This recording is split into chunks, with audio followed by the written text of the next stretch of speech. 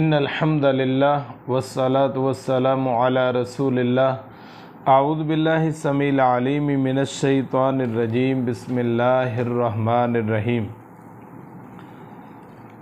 بھیک مانگنے کے حوالے سے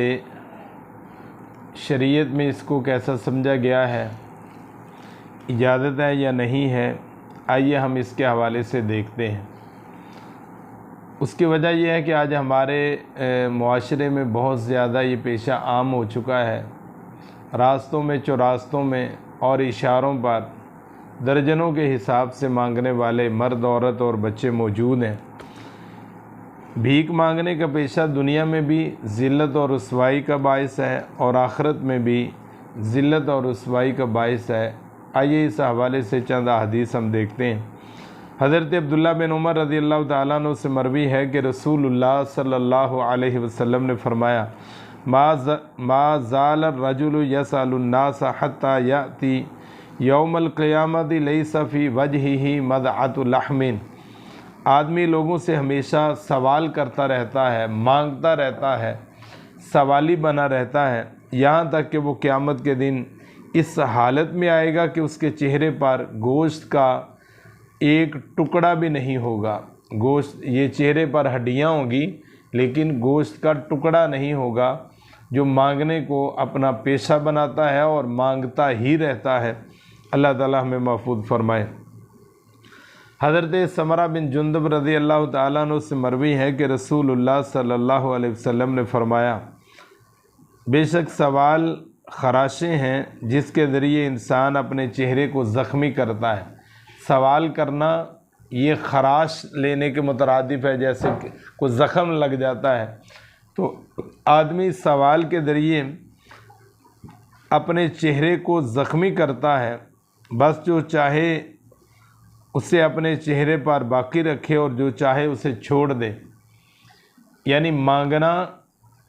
یہ چہرے کو زخمی کرنے کے مترادف ہے۔ تو رسول اللہ صلی اللہ علیہ وسلم نے فرمایا کہ جو چاہے وہ اپنے چہرے کو باقی چھوڑیں، یعنی نہ مانگ کر اپنے چہرے کو اس زخم سے بچا لیں، اور جو چاہے وہ اس کو مانگ کر اپنے چہرے کو زخمی کر لیں۔ اللہ کہ انسان حاکم سے سوال کرے یا کسی ایسے معاملے میں سوال کرے جس میں سوال کرنے کے بغیر کوئی چارہ نہ ہو۔ ہاں، اپنے باس سے، حاکم سے، وقت کے حکمران سے وہ مطالبہ کرے۔ جینمر اگر کوئی مسئلہ ہے تو اس کا مطالبہ کرے، یہ اس کا حق ہے، وہ کر سکتا ہے۔ تو اس سوال کے بغیر اس کا گزارا ہی کوئی نہیں ہے، یعنی اب سوال کیے بغیر گزارا نہیں ممکن۔ ایسی صورت میں وہ سوال کر سکتا ہے، اپنی ضرورت کے مطابق اس کو پیشہ نہ بنائے۔ اگر پیشہ بنائے گا تو ایسے جیسے اپنے چہرے کو خود زخمی کر رہا ہے۔ حضرت ابن عباس رضی اللہ تعالیٰ عنہ سے مروی ہے کہ رسول اللہ صلی اللہ علیہ وسلم نے فرمایا، لو یعلم صاحب المسألة ما له فیہا لم یسأل۔ اگر سوال کرنے والے کو یہ علم ہو جائے، اس کو یہ پتہ چل جائے کہ اس کے لیے کیا ذلت، رسوائی اور کیا گناہ ہے اس پر، تو وہ کبھی بھی سوال نہ کرے۔ یہ صحیح الترغیب کے اندر احادیث موجود ہیں۔ اسی طرح حضرت جابر بن عبداللہ رضی اللہ تعالیٰ عنہ سے مروی ہے کہ رسول اللہ صلی اللہ علیہ وسلم نے فرمایا، جس نے سوال کیا اور وہ سوال سے غنی تھا تو اسے قیامت کے روز اس حال میں اٹھایا جائے گا کہ اس کے چہرے میں خراشیں ہوں گی۔ یعنی جس نے لوگوں سے سوال کیا، حالانکہ سوال کرنا اس کی ضرورت نہیں تھی، اس نے اس کو اپنا پیشہ بنا لیا، وہ سوال کرنے سے غنی تھا، اس کے پاس اتنا تھا کہ وہ گزارا کر سکتا تھا، لیکن چونکہ اس نے پیشہ بنا لیا تھا تو رسول اللہ صلی اللہ علیہ وسلم نے فرمایا کہ ایسے حال میں قیامت کے دن اللہ کے دربار میں پیش ہوگا کہ اس کے چہرے کے اوپر خراشیں لگی ہوں گی، زخم لگے ہوئے ہوں گے اور جسم جو ہے وہ نوچا ہوا ہوگا۔ حضرت عبداللہ بن مسعود رضی اللہ تعالیٰ عنہ سے مروی ہے، رسول اللہ صلی اللہ علیہ وسلم نے فرمایا، لمبی حدیث ہے، میں ترجمہ آپ کے سامنے رکھتا ہوں، جس شخص نے سوال کیا اور اس کے پاس اتنا مال ہو جو اسے کفایت کرتا ہے، یعنی اس کی ضروریات اس سے پوری ہوتی ہیں، تو قیامت کے دن وہ سوال اس کے چہرے پر چھلا ہوا نشان بن کر آئے گا، یعنی ضرورت کے مطابق مال تھا پھر بھی اس نے سوال کیا، تو قیامت کے دن وہ سوال اس کے چہرے پر چھلا ہوا نشان یعنی تازہ زخم کا نشان کی طرح جو ہے وہ نظر آئے گا۔ اور اس کے پاس سوال کیا گیا، اے اللہ کے رسول صلی اللہ علیہ وسلم، آدمی کو کتنا مال کفایت کرتا ہے، یعنی کتنا مال ہو کہ آدمی کو مانگنا جائز نہیں ہے، کتنے مال پر مانگنا جائز نہیں ہے، اور کتنا مال ہو کہ وہ سوال نہ کرے۔ آپ صلی اللہ علیہ وسلم نے فرمایا 50 درہم یا اتنی قیمت کا سونا اگر کسی کے پاس ہو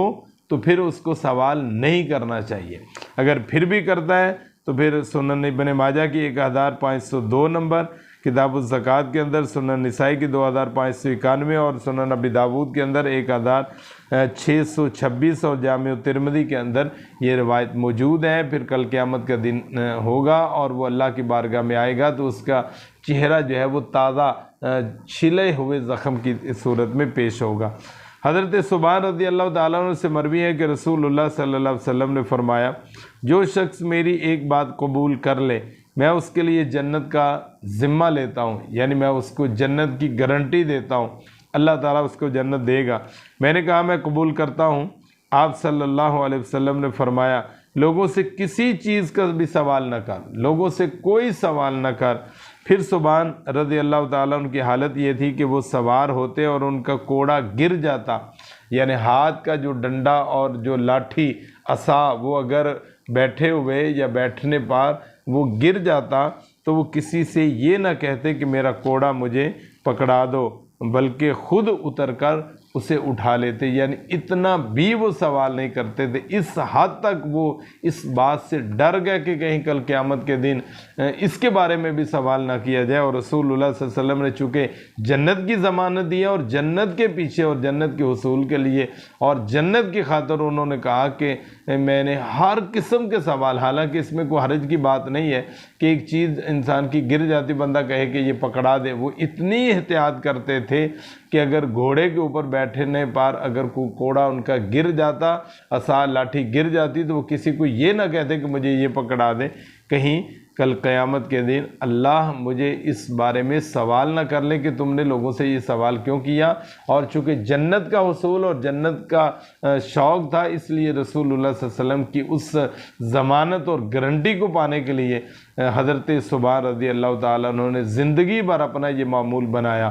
اللہ تعالیٰ ہمیں پیشہ ورانہ مانگنے والوں سے بچائے اور ہمارے ملک میں یہ جو پیشہ ورانہ مانگنے والے بڑھتے ہوئے نظر آتے ہیں اور یہ بھیک مانگتے ہوئے، ان تک یہ میسیج پہنچائیں۔ کوئی ایک بھی ہو سکتا ہے کہ ہماری بات کی وجہ سے، ہماری گفتگو کی وجہ سے اور رسول اللہ صلی اللہ علیہ وسلم کے فرامین جو ہم نے رکھے ہیں آپ کے سامنے، اس کی وجہ سے کوئی ایک بھی اگر اصلاح کر لے اور توبہ کر لے اور مانگنے سے بچ جائے تو وہ کل قیامت کے دن ذلت اور رسوائی سے بچ سکتا ہے۔ اللہ تعالیٰ میرا اور آپ کا حامی و ناصر ہو۔ السلام علیکم ورحمۃ اللہ وبرکاتہ۔